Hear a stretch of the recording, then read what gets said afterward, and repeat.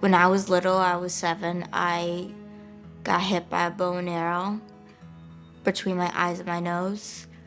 I took the arrow out, and then after that, I blacked out. It went right in the bridge of her nose, straight into her brain, severed her MCA. Ariana was rushed to Bristol Myers Squibb Children's Hospital in New Brunswick. There, they told us that they didn't know if she would make it through the night. But Ariana's a strong girl. She was there for 6 weeks, and the first 3 weeks she was in an induced coma. She had several surgeries, but at the end of the 6 weeks, they told us that she was ready to go to rehab so she could get strong again. We went to Children's Specialized Hospital in September of 2010. She couldn't sit on her own. She had a feeding tube. She had a trach. I couldn't even imagine how could they do physical therapy and occupational therapy and speech. But they did. Like they, first day there, started doing evaluations and measured her for a wheelchair and started therapies every day. And every day we would see just that tiny little bit of change that kind of gave us the hope that like she would be able to talk to us again and walk again. Ari had a profound, significant hemiplegia, and she had a real struggle just walking and keeping her balance and getting up from the floor. Speech, it was tough. It was very tough because I had to learn all over again how to talk.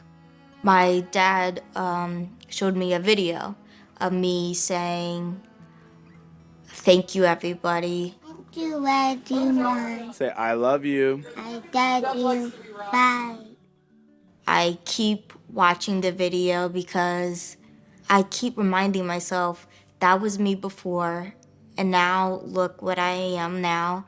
I'm talking, I can communicate, I can do everything again and not have a struggle like I did before. She's always been resilient.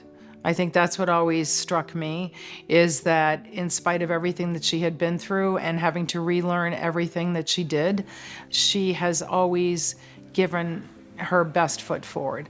It wasn't always easy. It wasn't always working the way we wanted things to work. But at the end of the day, Ari and her supportive family just were always on board to trial things to help her become the best new version of Ari that she was going to become. Growing up and coming to Children's, she used to tell us all the time, like, I want to work at Children's. She started to volunteer in the inpatient unit in New Brunswick. We also talked about that she needed to then find something else to do, and we looked into Opportunity Project, which is a program for brain injury individuals that can help you in different ways.